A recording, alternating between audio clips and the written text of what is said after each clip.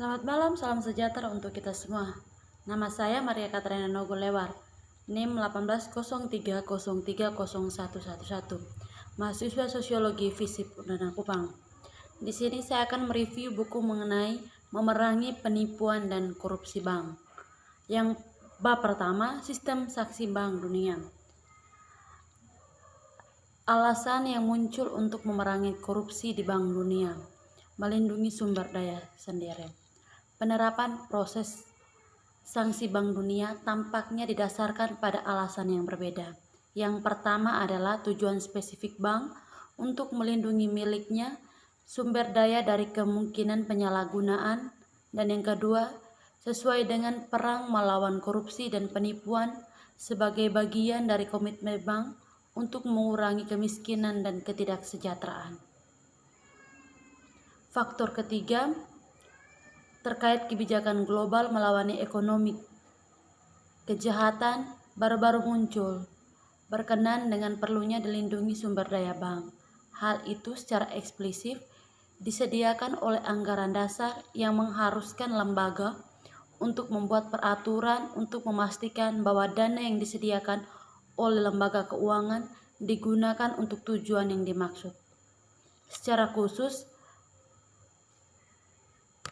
bagian 5 dari pasal 3 IBRD artikel perjanjian secara tegas memberikan bank akan membuat peraturan untuk memastikan bahwa hasil pinjaman hanya digunakan untuk tujuan pemberi pinjaman dan memberikan perhatian pertimbangan ekonomi dan efisiensi dan tanpa memperhatikan pengaruh politik atau non-ekonomi lainnya.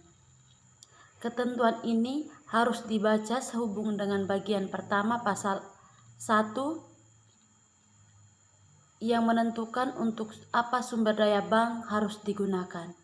Ia menyatakan bahwa sumber daya dan fasilitas bank akan digunakan secara eksklusif untuk kepentingan anggota dengan pertimbangan yang adil terhadap proyek untuk pengembangan dan proyek untuk rekonstruksi sama-sama.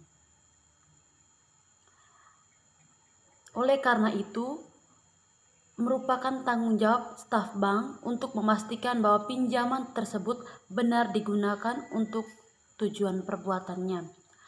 Bank juga harus memverifikasi itu pertimbangan ekonomi dan efisiensi terpenuhi, tetapi tidak harus melalui penawaran kompetitif internasional, dan bahwa sumber daya digunakan tanpa memperhatikan untuk pengaruh politik atau non-ekonomi lainnya. Keadaan di mana dana yang disediakan oleh bank dapat dialihkan dari mereka, tujuan asli mewakili pertanyaan yang menjengkelkan, yang secara tradisional berkait dengan kemungkinan penggunaan sumber daya bank untuk tujuan militer. Untuk menghindari aset yang dibayar melalui pinjaman akan dialihkan secara berlebihan, perlindungan hukum pun dilakukan. Diperkenalkan secara progresif dalam dokumen hukum setiap proyek. Misalnya, dalam beberapa dokumen terdapat berbagai ketentuan kontrak, termasuk membutuhkan komitmen yang mengikat secara hukum dari para peserta untuk mencegah menyalahgunakan aset dan fasilitas yang didanai oleh pinjaman. Namun perlindungan hukum yang mungkin dimasukkan dalam perjanjian tidak bisa menjamin perlindungan mutlak terhadap penyalahgunaan yang mungkin dari sumber disediakan oleh bank. Akibatnya, adopsi sistem melalui mana lembaga keuangan dapat memberikan sanksi kepada individu dan badan hukum itu menggunakan dana yang diterima dengan cara yang tidak jujur, bahkan jika bekerja tampaknya merupakan elemen yang digunakan atau diperlukan dalam pelindungan sumber daya bank.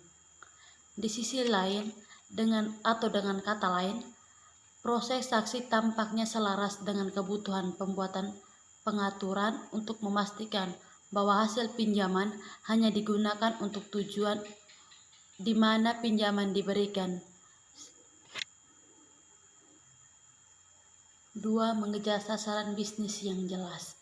Penerapan proses saksi Bank Dunia tampaknya juga terkait dengan alasan lain, yaitu kebutuhan mendesak untuk mengembang bisnis yang jelas operasi di tingkat global.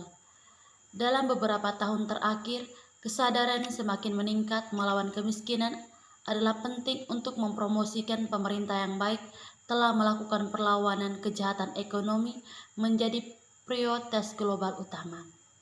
Secara 2 dekade terakhir, hubungan penting antara pemerintah yang baik, keuangan dan pengentasan kemiskinan jelas muncul.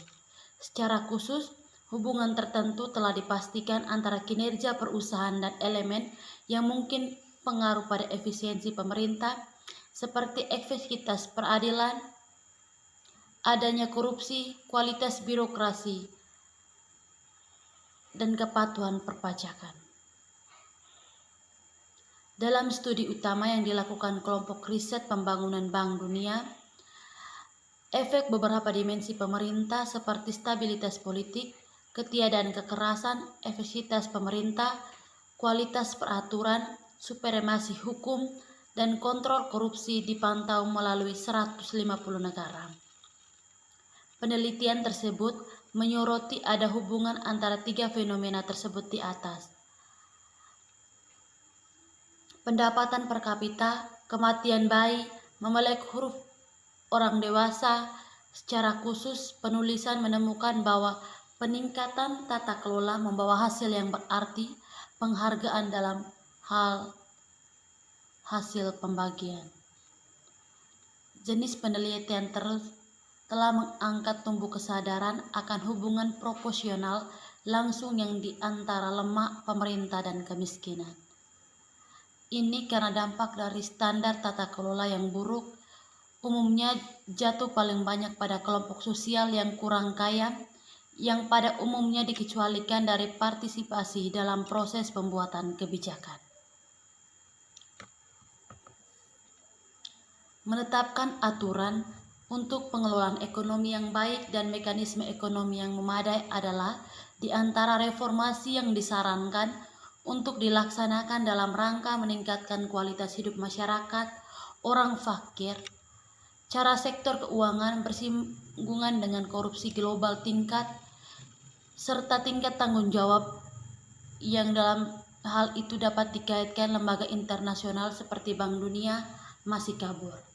Namun yang dimiliki muncul dengan beberapa kejelasan adalah bahwa sistem yang dilalui keuangan internasional, lembaga secara tradisional melakukan kegiatan pendanaan mereka, terutama berkaitan dengan negara berkembang, tampaknya menjadi salah satu potensi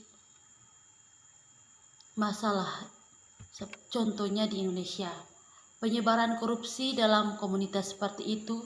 Tidak ada keraguan bahwa korupsi telah menjadi masalah serius bagi sebagian besar negara tempat bank mengeluarkan masalah pinjamannya. Hal ini menimbulkan pertanyaan tentang apakah praktik pemberian peminjaman bank memiliki mendorong korup untuk membutuhkan modifikasi atau bahkan regulasi. Selanjutnya, lebih lanjut, situasi seperti ini diperburuk oleh identifikasi beberapa struktural kendala dalam penerapan upaya anti korupsi yang efektif di lingkungan bank. Model operasional, struktur tata kelola, kapasitas pengawasan, staf dan kontraktor, struktur insentif, norma birokrasi, motivasi politik, dan status bank investigasi internal. Selain itu, seperti yang telah diperdebatkan dengan bank, memiliki konflik kepentingan yang serius dalam mendisiplinkan kegiatan bisnis mereka sendiri.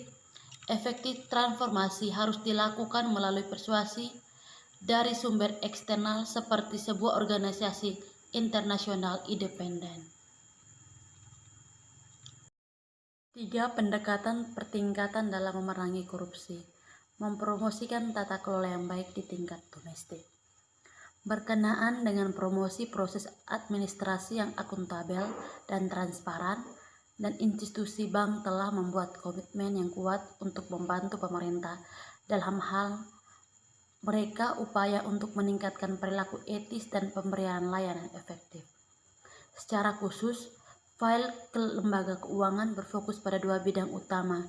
Di satu sisi, tujuan kegiatannya dalam memperkuat sistem manajemen sektor publik dalam cabang eksklusif termasuk pengelolaan keuangan publik dan pekerjaan publik.